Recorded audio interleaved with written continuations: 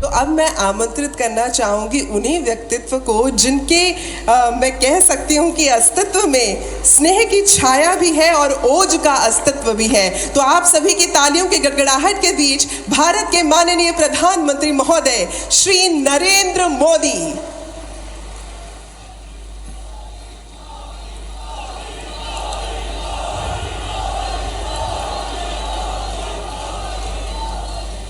भारत माता की, भारत माता की। मध्य प्रदेश के राज्यपाल श्रीमान मंगूभाई पटेल, मुख्यमंत्री भाई शिवराज सिंह चौहान, केंद्रीय मंत्रिमंडल के मेरे सभी साथी, एमपी सरकार के मंत्री, सांसदगण, विधायकगण, मंच पर विराजमान अन्य सभी महानुभाव और इतनी बड़ी तादाद में हमें आशीर्वाद देने के लिए आए हुए देवी और सज्जनों,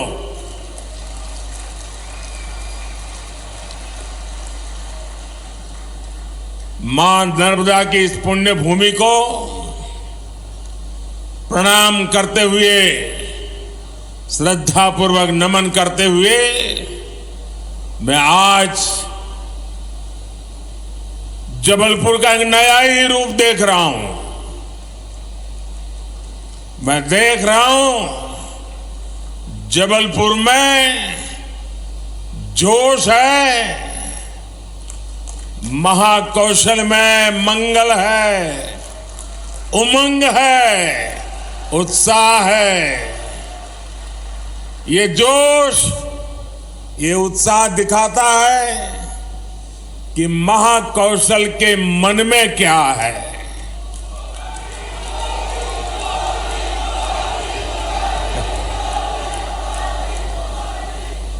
इसी उत्साह के बीच आज पूरा देश वीरांगना रानी दुर्गावती जी की 500वीं जन्म जयंती मना रहा है। रानी दुर्गावती गौरव यात्रा के समापन अवसर पर मैं उनकी जयंती को राष्ट्रीय स्तर पर मनाने का आह्वान किया था। आज हम सभी इसी उद्देश्य से यहां एकत्र हुए हैं, एक पवित्र कार्य करने के लिए एकत्र हुए हैं, हमारे पूर्वजों का ऋण चुकाने के लिए इकट्ठे हुए हैं। थोड़ी देर पहले ही यहां रानी दुर्गावती जी की उनके भव्य स्मारक का भूमि पूजन हुआ है और मैं अभी वो कैसे बनने वाला है, शिवराज जी मुझे डिटेल में अभी उसका पूरा मैप दिखा रहे थे। मैं पक्का मानता हूं ये बनने के बाद हिंदुस्तान की हर माता को, हर नौजवान को इस धरती पर आने का मन कर जाएगा। एक प्रकार से यात्रा धाम बन जाएगा। रानी दुर्गावती का जीवन हमें सर्वजन हिताय की सीख देता है, अपनी जन्मभूमि के लिए कुछ कर गुजरने का हौसला देता है। मैं रानी दुर्गावती जयंती पर पूरे आदिवासी समाज को, मध्य प्रदेश को और 140 करोड़ देशवासियों को बहुत बहुत बधाई देता हूं।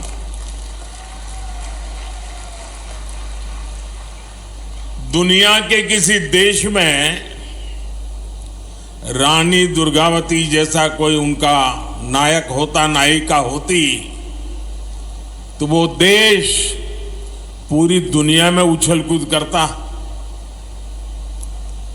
आजादी के बाद हमारे देश में भी यही होना चाहिए था, लेकिन हमारे महापुरुषों को भुला दिया गया।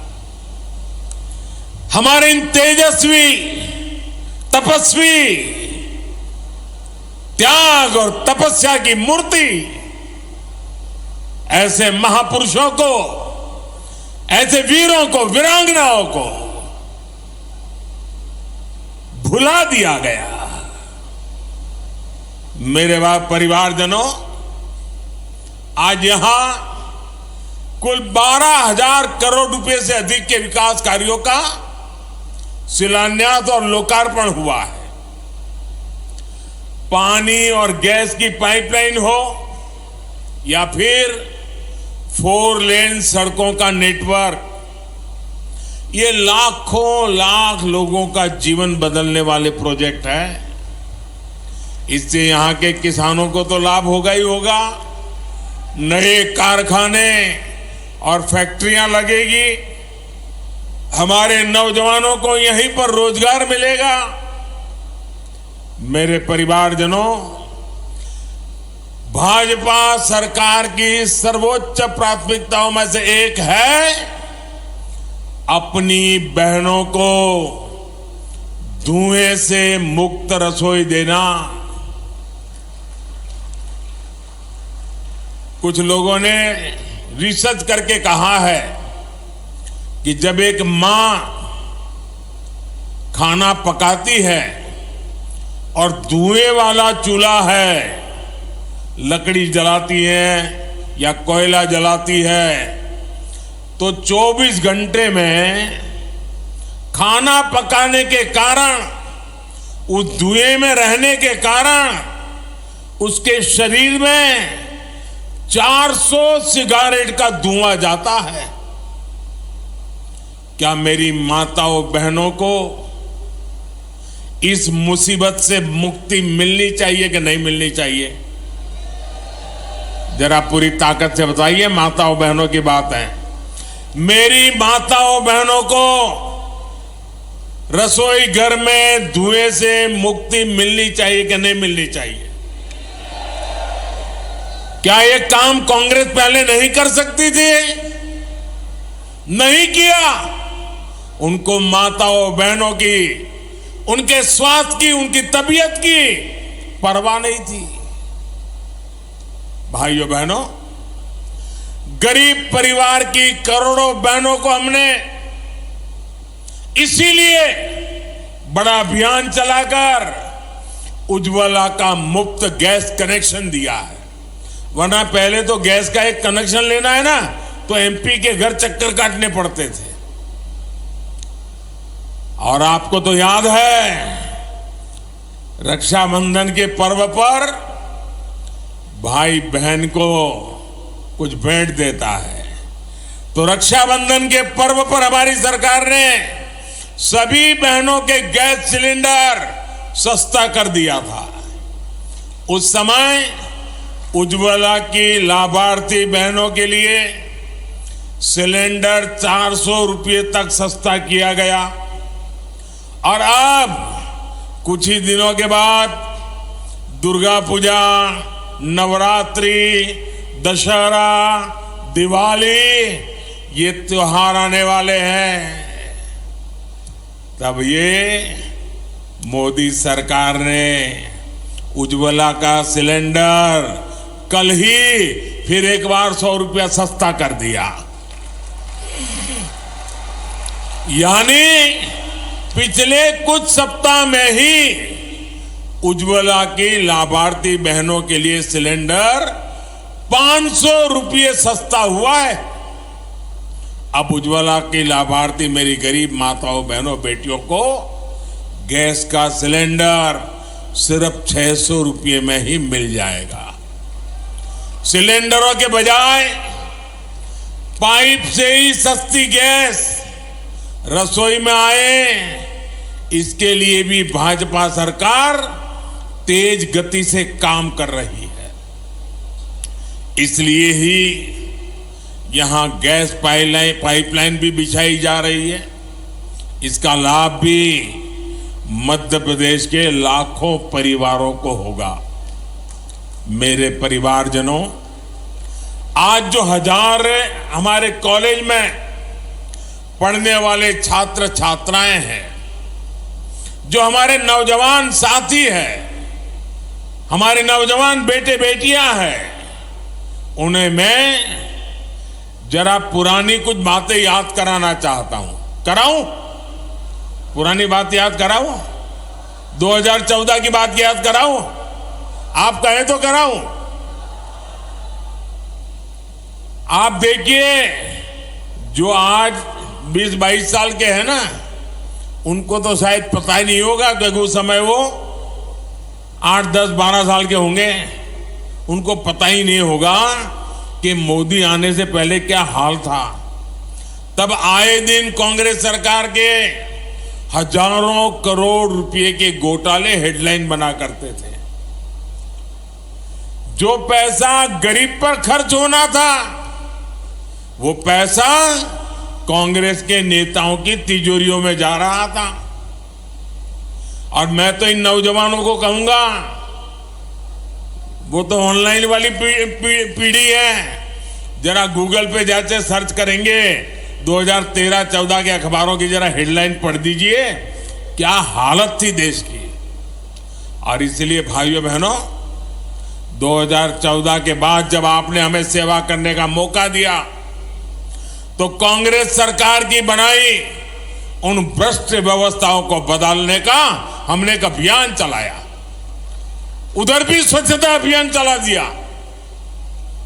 हमने टेक्नोलॉजी का इस्तेमाल करके करीब करीब 11 करोड़, ये आंकड़ा याद रखोगे? जरा जवाब देंगे तो पता चलेगा। ये आंकड़ा याद रखोगे? ये आंकड़ा याद रखोगे? 11 करोड़ फर्जी नामों को हमने सरकारी दफ्तरों से हटाया। कितने? कितने? जरा जोर से बोलिए, कितने? 11 करोड़। ये 11 करोड़ नाम कौन से थे? ये वो नाम थे जिनका कभी जन्म ही नहीं हुआ था, लेकिन सरकारी दफ्तर से खजाना लूटने का रास्ता बन गया था। कांग्रेस ने इनका झूठे नाम, फर्जी नाम, कागजी दस्तावेज तैयार कर दिए। ये मध्य प्रदेश और छत्तीसगढ़ की कुल आबादी है ना, उससे भी ज्यादा बड़ा आंकड़ा है 11 करोड़। ये 11 करोड़ फर्जी नाम, जो सच्चे गरीब लोग हैं, असली गरीब लोग हैं, उनका हक छीन करके खजाना लूटने का काम हो रहा था। 2014 में आने के बाद ये मोदी ने सब कुछ साफ कर दिया।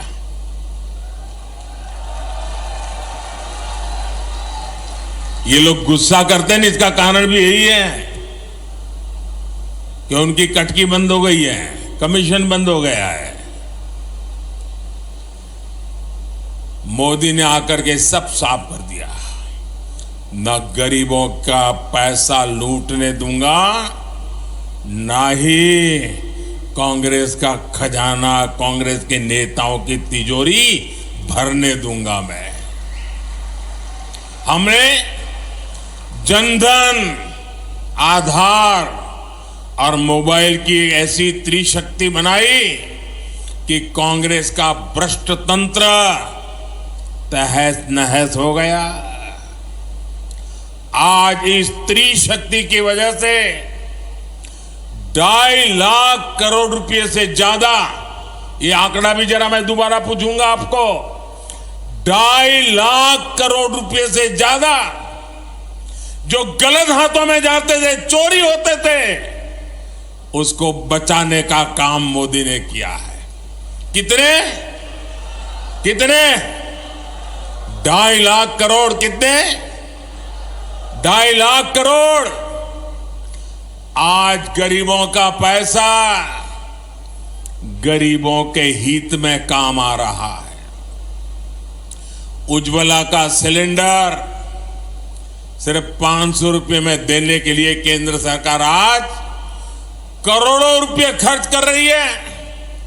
करोड़ों परिवारों को मुफ्त राशन मिले, इस पर भी 3 लाख करोड़ रुपए खर्च किए जा रहे हैं।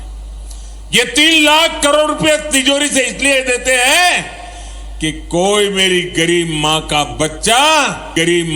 बच्चा रात को भूखा नहीं सोना चाहिए, गरीब का चूल्हा जलते रहना चाहिए। आयुष्मान योजना के तहत देश के करीब 5 करोड़ परिवारों का मुफ्त इलाज हो चुका है। इसके लिए भी 70,000 करोड़ रुपए सरकार ने आपके आयुष्मान कार्ड के लिए खर्च किए हैं। किसानों को सस्ता यूरिया मिले। दुनिया में यूरिया की थैली 3,000 में बिकती है, मोदी 300 से भी कम में देता है और इसलिए खजाने से 8 लाख करोड़ रुपया केंद्र सरकार ने खर्च किया है ताकि मेरे किसानों पर बोझ न पड़े। पीएम किसान सम्मान निधि के तहत भी 2.5 लाख करोड़ रुपए सीधा किसानों के बैंक खाते में जमा किया जा चुके हैं। गरीब परिवारों को पक्का घर देने के लिए भी हमारी सरकार ने 4 लाख करोड़ रुपए खर्च किए हैं ताकि गरीब को पक्का घर मिले। आज भी आपने देखा, अभी इंदौर में गरीब परिवारों को आधुनिक तकनीक से बने हुए मल्टी स्टोरीड 1000 पक्के घर देने का काम अब भी किया मैंने। मेरे परिवारजनों, ये पूरा पैसा जोड़ेंगे तो आंकड़ा कितना होगा, कितने जीरो लगाने पड़ेंगे, आपको अंदाज आता है? ये कांग्रेस वाले इसका हिसाब भी नहीं कर सकते। और आप सुनिए, 2014 से पहले ये जो 000 है ना, वो सिर्फ घोटालों का पैसा जोड़ने में लग जाता था। अब आप सोचिए, कांग्रेस के एक प्रधानमंत्री कहते थे कि दिल्ली से 1 रुपया भेजते हैं तो 15 पैसा पहुंचता है। 85 पैसा कोई पंजा घींच लेता था। 1 रुपया भेजते थे, 15 पैसा पहुंचता था। मैंने जितने रुपये अभी गिनाए, अगर ये रुपये कांग्रेस के जमाने में गए होते तो कितनी बड़ी चोरी हुई होती, आप अंदाज लगाइए। आज गरीबों के लिए इतना पैसा भाजपा सरकार दे रही है। मेरे परिवारजनों, मेरे मध्य प्रदेश के लिए ये बहुत ही महत्वपूर्ण समय है। मैं आज मां नर्मदा के तट से खड़ा रह करके कह रहा हूं, पूरे मध्य प्रदेश को कह रहा हूं, पूरे मध्य प्रदेश के नौजवानों को कह रहा हूं, मां नर्मदा को याद कह करके कह रहा हूं, क्योंकि मैं भी मां नर्मदा की गोद से आया हूं और आज मां नर्मदा के किनारे पर खड़ा होकर के कह रहा हूं, मेरे नौजवानों, मेरे शब्द लिखो। मध्य प्रदेश आज एक ऐसे मुहाने पर है जहां विकास में कोई भी रुकावट, उसके विकास की गति में कोई भी गिरावट 20-25 साल के बाद भी लौटेगी नहीं। सब कुछ तबाह हो जाएगा। और इसलिए विकास की गति को रुकने नहीं देना है, अटकने नहीं देना है। ये 25 साल आपके बहुत महत्वपूर्ण है। एमपी के 25 साल से कम उम्र के साथियों ने तो नया और प्रगति करता हुआ मध्य प्रदेश ही देखा है। अब ये उनकी जिम्मेदारी है कि आने वाले 25 सालों में जब उनके बच्चे युवा होंगे, तब उनके सामने विकसित मध्य प्रदेश हो, समृद्ध मध्य प्रदेश हो, आन बान शान वाला मध्य प्रदेश हो। इसके लिए आज ज्यादा मेहनत की जरूरत है। इसके लिए आज सही फैसले की जरूरत है। बीते वर्षों में भाजपा सरकार ने एमपी को कृषि निर्यात में टॉप पर पहुंचाया है। अब ये भी जरूरी है कि औद्योगिक विकास में भी हमारा एमपी नंबर 1 बनना चाहिए। बीते वर्षों में भारत का रक्षा उत्पादन और रक्षा निर्यात कई गुना बढ़ा है। इसमें जबलपुर का भी बहुत बड़ा योगदान है। मध्य प्रदेश में डिफेंस से जुड़ा सामान बनाने वाली 4 फैक्ट्रियां तो ये हमारे जबलपुर में ही है। आज केंद्र सरकार अपनी सेना को मेड इन इंडिया हथियार दे रही है। दुनिया में भारत के रक्षा सामान की डिमांड बढ़ रही है। इससे मध्य प्रदेश को भी बहुत लाभ होने वाला है। यहां रोजगार के हजारों नए मौके बनने वाले हैं। मेरे परिवारजनों, आज भारत का आत्मविश्वास नई बुलंदी पर है। खेल के मैदान से लेकर खेत खलिहान तक भारत का परचम लहरा रहा है। अभी देखा होगा आपने, इस समय एशियाई खेल चल रहे हैं, उसमें हम भारत का शानदार प्रदर्शन देख रहे हैं। आज भारत के हर युवा को लगता है कि ये समय भारत के युवा का समय है। ये कालखंड भारत के युवा का कालखंड है। युवाओं को जब ऐसे अवसर मिलते हैं तब विकसित भारत के निर्माण का जज्बा भी बुलंद होता है। तभी भारत G20 जैसे भव्य विश्व आयोजन इतने गौरव के साथ करा पाता है। तभी भारत का चंद्रयान वहां पहुंचता है जहां कोई देश नहीं पहुंच पाया।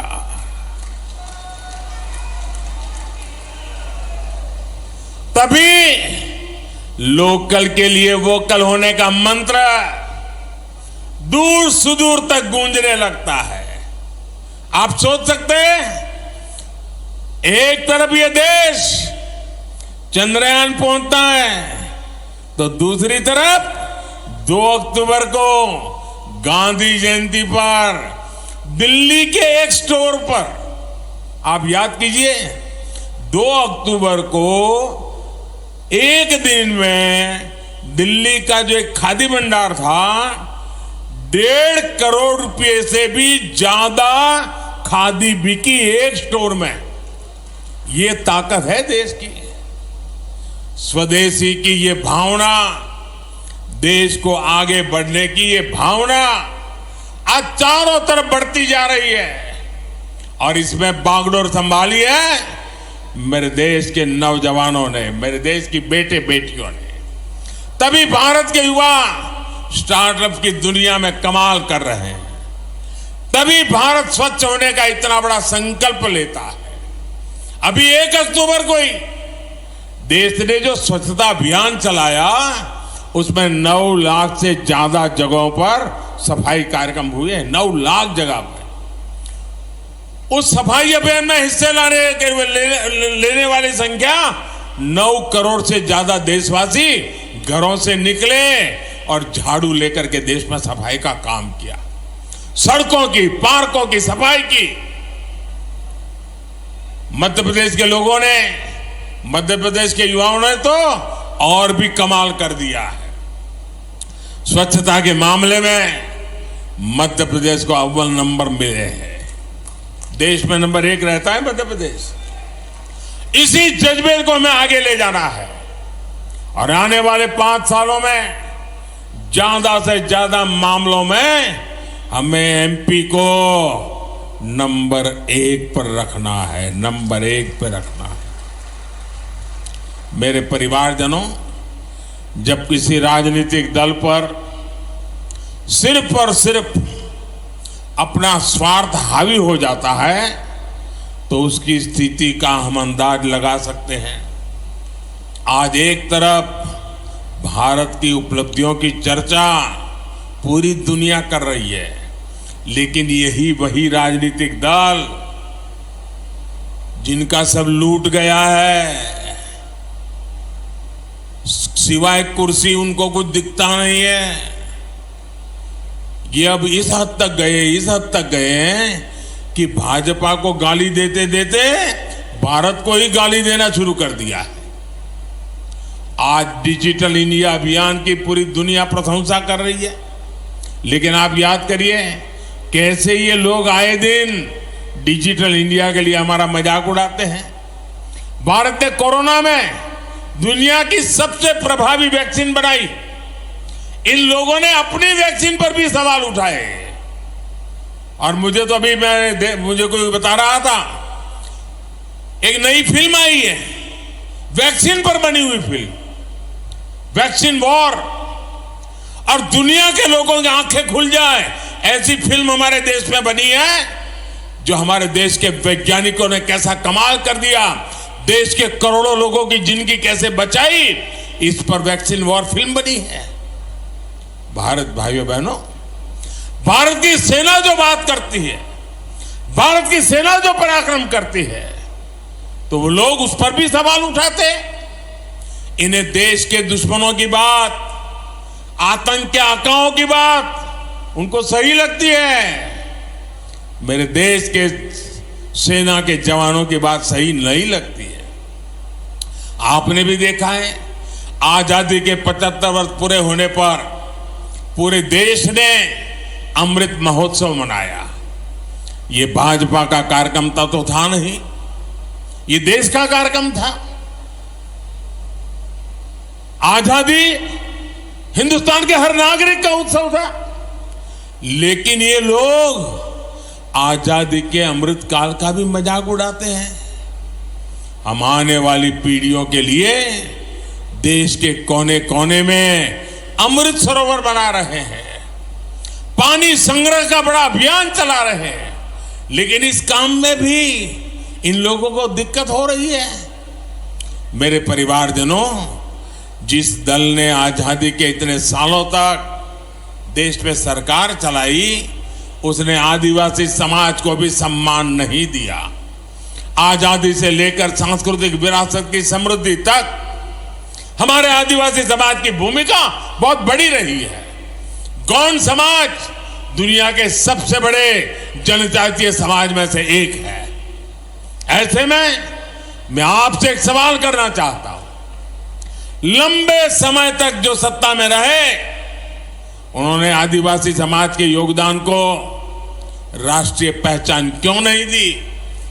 इसके लिए देश को भाजपा का ही इंतजार क्यों करना पड़ा? हमारे जो युवा आदिवासी जब वो पैदा भी नहीं हुए थे, उन्हें जरूर जानना चाहिए, उनके पैदा होने से भी पहले अटल बिहारी वाजपेयी की सरकार ने जनजातीय समाज के लिए अलग मंत्रालय बनाया, अलग बजट दिया। बीते 9 वर्षों में इस बजट को कई गुना बढ़ाने का काम ये मोदी की सरकार ने किया। देश को पहली महिला आदिवासी राष्ट्रपति देने का सौभाग्य भी भाजपा को मिला। भगवान बिरसा मुंडा के जन्म दिवस को जनजातीय गौरव दिवस भी भाजपा सरकार ने घोषित किया।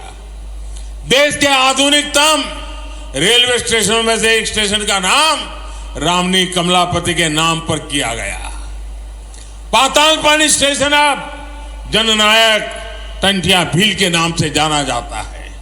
और आज यहां गौंड समाज की प्रेरणा रानी दुर्गावती जी के नाम पर इतने भव्य आधुनिक स्मारक का निर्माण हो रहा है। इस संग्रहालय में गौंड संस्कृति, गौंड इतिहास और कला का प्रदर्शन भी होगा। हमारा प्रयास यही है कि आने वाली पीढ़ियां समृद्ध गौंड परंपरा को जान सके। मैं जब दुनिया के नेताओं से मिलता हूं तो उन्हें गौंड पेंटिंग भी उपहार में देता हूं। जब वे शानदार गौंड कला की प्रशंसा करते हैं तो मेरा माथा भी गर्व से ऊंचा हो जाता है।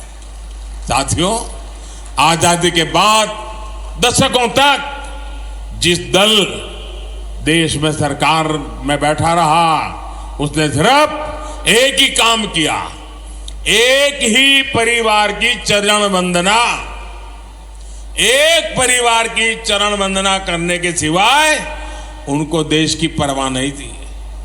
देश को आजादी सिर्फ एक परिवार ने नहीं दिलाई थी। देश का विकास भी सिर्फ एक परिवार ने नहीं किया है।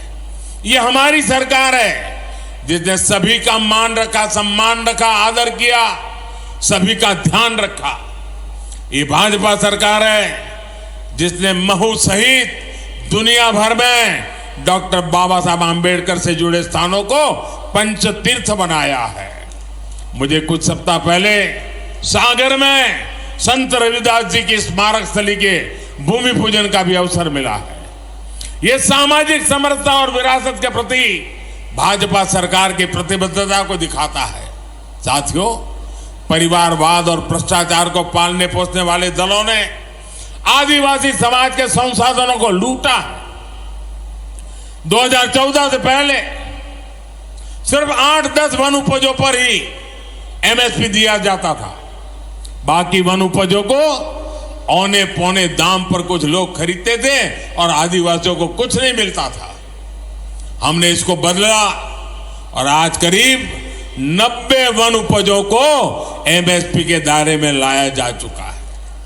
साथियों, अतीत में हमारे आदिवासी किसानों, हमारे छोटे किसानों की उपज कोदो, कुटकी जैसे मोटे अनाज को भी ज्यादा महत्व नहीं दिया गया। आपने देखा कि दिल्ली में G20 के लिए दुनिया भर के बड़े बड़े नेता आए थे, एक से बढ़कर एक बड़े नेता आए थे। उनको भी हमने आपके कोदो कुटकी से बने पकवान खिलाए थे। भाजपा सरकार आपके कोदो कुटकी को भी श्री अन्न के रूप में देश विदेश के बाजारों तक पहुंचाना चाहती है।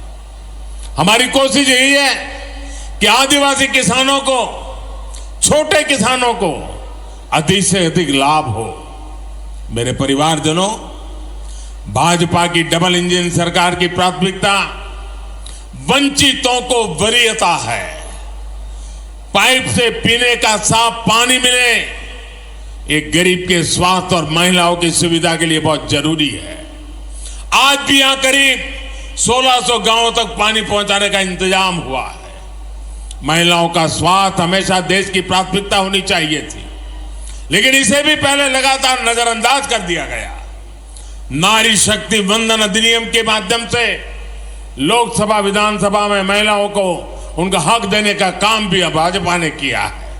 साथियों, गांव के सामाजिक आर्थिक जीवन में हमारे विश्वकर्मा साथियों का बहुत बड़ा योगदान रहता है। इनको सशक्त करना प्राथमिकता होनी चाहिए थी, लेकिन 13,000 करोड़ रुपए की पीएम विश्वकर्मा योजना भाजपा सरकार बनने के बाद हमें उसको लाना पड़ा।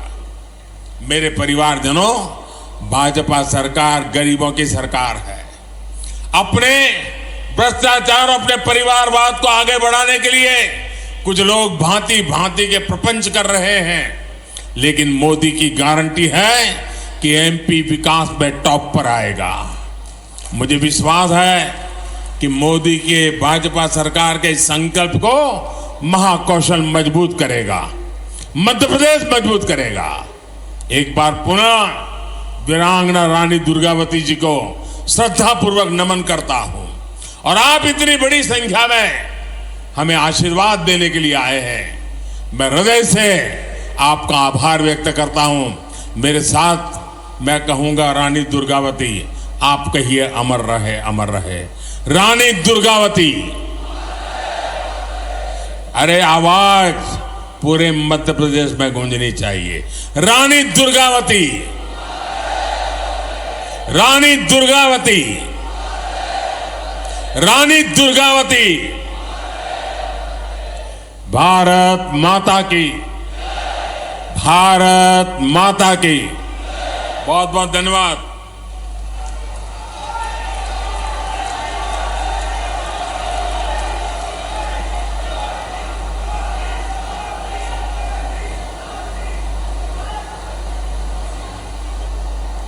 माननीय प्रधानमंत्री महोदय का एक बार पुनः हम सभी दिल की गहराइयों से आभार व्यक्त करते हैं। आपका बहुत बहुत धन्यवाद।